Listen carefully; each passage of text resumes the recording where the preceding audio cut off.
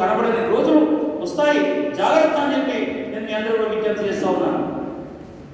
మరి ఆయనకి ఏ బుద్ధి కొట్టిందో, మరి ఏ అసెంబ్లీలో తన ఇష్టం వచ్చిన రీతిలో మాట్లాడి కనీసం ఇక్కడ మాలలో ఉన్నారా బాబు అని తెలియకుండా కూడా ఏకపక్షంగా మాట్లాడి మరి మనందరికీ కూడా అన్యాయం చేసినటువంటి ఆ నాయకునికి ఈ ఉస్మానియా యూనివర్సిటీ గడ్డ నుండే నిరసన చెప్పాల్సిన అవసరం ఉందనే మాట నేను మీ అందరికీ కూడా విజ్ఞప్తి చేస్తా ఉన్నాను. తప్పకుండా అందరం భాగస్వామ్యం అవుదామనే మాట కూడా నేను తెలియజేస్తా ఉన్నాను.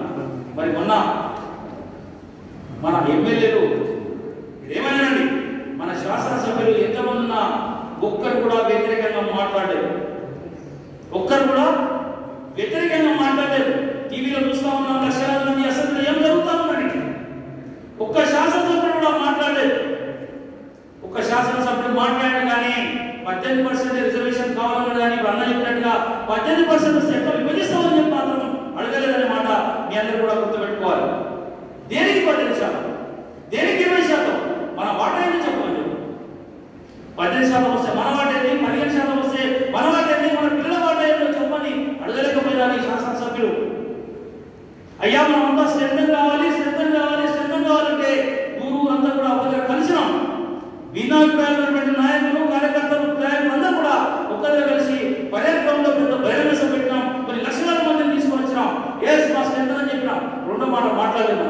అంటే మన నాయకులు మనకి ఏం చెప్పారంటే ఫస్ట్ మన శ్రద్ధను చూపిద్దామని చెప్పి అదే చేసి మా భాస్కర్ లాంటి వాళ్ళు ఊరు తిరిగి మరి మామిడి లాంటి అనేక మంది జమ చేసి మరి మా రాహుల్ లాంటి వాళ్ళు అన్ని యువకులను చేరదీసి అనేక మంది మానసంఘాల నాయకులు అన్ని మర్చిపోయి జిల్లాలో తిరిగి అందరినీ చేరదీసి మరి ఒక ఉవ్వెత్తున తీసుకొని పర్యటనలో తీసుకొచ్చి అందరినీ చూపించిన తర్వాత మనం ఒక్కరు కూడా దాన్ని సద్వినియోగం చేసుకోలేకపోయాం.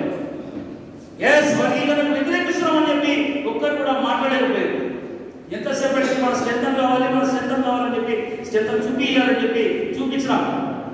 కానీ ఈ ముఖ్యమంత్రి రేవంత్ రెడ్డి గారు ఎవరిని కూడా పరిగణలోకి తీసుకోకుండా, ఎవరిని కూడా తమకు ఎవరైతే ఎవరు మాట్లాడతారో వాళ్ళందరినీ కూడా నోరు నొక్కేసి మరి ఆయన మొన్న చెప్పిండు, వరి తన అసెంబ్లీలో పాస్ అయిన తర్వాత మాజీ ఎమ్మెల్యేలు మన నాయకులందరూ కూర్చుంటే వెక్కిరించేస్తున్నతో మాలను విమర్శించే స్థితిలో, మాలను అవమానపరిచే రీతిలో నేను కాకుండా మీకు ఎవరు చేస్తారని చెప్పి చెప్పిండు. ఎవడలేదని ఏదైనా ఊళ్ళో పంచాయతీ చెప్తే ఇవన్నీ అన్యాయం జరిగితే తమ్మి నెక్స్ట్ టైం నేను చూస్తానని చెప్పి కనీసం ఆయన మీద సానుభూతి చూపిస్తారు. ఈ ముఖ్యమంత్రి గారు బద్దం మాల వ్యతిరేక, ఈ ముఖ్యమంత్రి రేవంత్ రెడ్డి గారు బద్దం మాల వ్యతిరేక.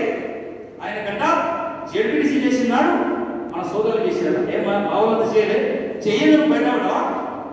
మేమందరము మన సోదరులందరూ నాగపల్లి డిస్ట్రిక్ట్లో కలవకుర్తి కాన్స్టిట్యూన్సీలో కానీ మరి ఇప్పుడు నారాయణగఢ్ జిల్లాలో కానీ మా వాళ్ళందరూ వెనక లేకుండా నేను లేవా రేవంత్ రెడ్డి?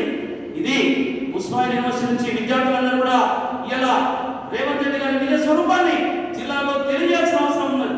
దేనికైనా మనం సిద్ధంగా ఉండాలి, దేనికైనా మనం సిద్ధంగా ఉండాలి. ఇలా యూనివర్సిటీలో మన వాళ్ళందరూ ప్రొఫెసర్లు కానీ విద్యార్థులు కానీ ఇక్కడ ఉన్నటువంటి యూనియన్ అవుట్సోర్స్ యూనియన్ నాయకులు కానీ మనం గల్లు ఇప్పడం లేదు కాబట్టి అవతలకి లోపు పెట్టా ఉన్నాం.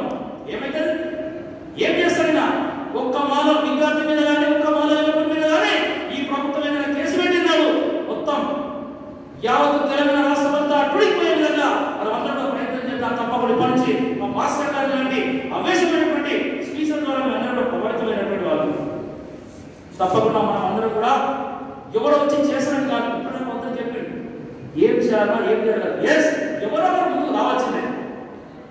ఈ తెలంగాణ ఉద్యమంలో ఆ రోజు బ్రహ్మాండంగా జరుగుతుండే మరి నిర్బంధం జరుగుతున్నాడు.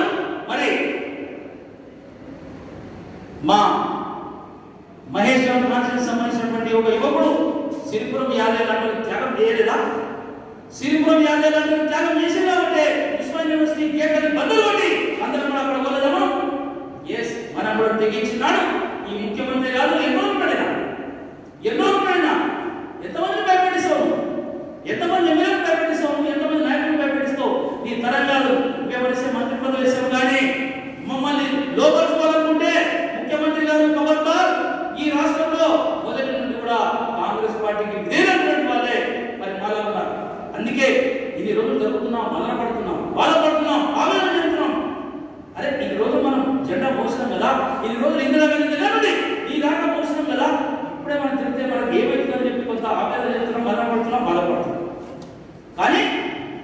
అలుసు అనుకుంటే, ఇది మా చేదనం అనుకుంటే, ముఖ్యమంత్రి గారు నీకు మా సోదరుల ద్వారా బుద్ధి చెప్పే రోజులు నీకు తప్పకుండా వస్తాయి. మారిన శక్తుల్లో నీకు తెలవకపోవచ్చు, మారిన శక్తుల్లో నీకు తెలవకపోవచ్చు. అంతేందుక నీ గురువు ఆంధ్ర రాష్ట్రంలో ఉరుకులాడలే నీలేక ఆయన దగ్గర పండించిన వాళ్ళను నీలాగా ఉరుకులాడలేదు. ఏం చేస్తున్నావు? నేషనల్ ఎస్సీ కమిషన్ రెఫర్ చేసింది.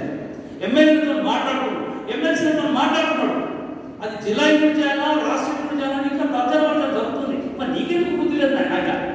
ఏమంత తొందరపాటు చేస్తే ఏం ఇస్తానుకున్నావు అంటే మాదిగల నాయకుడు తిట్టినట్టు నువ్వు తిట్టలేవనే కదా నేను. మాదిగల నాయకుడు నిన్ను తిట్టినట్టు ఖబర్దార్ బిడ్డని హెచ్చరించినట్టు మేము హెచ్చరిస్తలేం కదా. ఎందుకంటే ఇది మా పార్టీ అనుకున్నాం ఇప్పటిదాకా కూడా ఇది మా పార్టీ అనుకున్నాం, కాంగ్రెస్ పార్టీ. కానీ ఇలా మా మనసులను బాధ పెట్టు, మా గుండెల్లో గుణపాలు తెచ్చినావు. ఇది అనుభవిస్తాం ముఖ్యమంత్రి గారు అని చెప్పి ఈ ఉస్మానియా యూనివర్సిటీ వేదిక ద్వారా, ఈ రౌండ్ టేబుల్ సమావేశం ద్వారా ఆ ముఖ్యమంత్రి గారికి హెచ్చరిస్తున్నామని చెప్పి మనందరి తరఫున మరొకసారి నీకు మరి హెచ్చరిక జారీ చేస్తామని చెప్పి తెలియజేస్తా ఉన్నాం. మా మాల ఎమ్మెల్యేలందరూ కూడా తిరగబడినాడు, మా మాల ఎమ్మెల్యేలందరూ కూడా నీ మీద తిరగబడినాడు. తిరగబడే రోజు తీసుకొస్తాం. మాకు తన అన్యాయాన్ని ఏ పార్టీ మద్దతు ఇచ్చినా తీసుకుంటాం.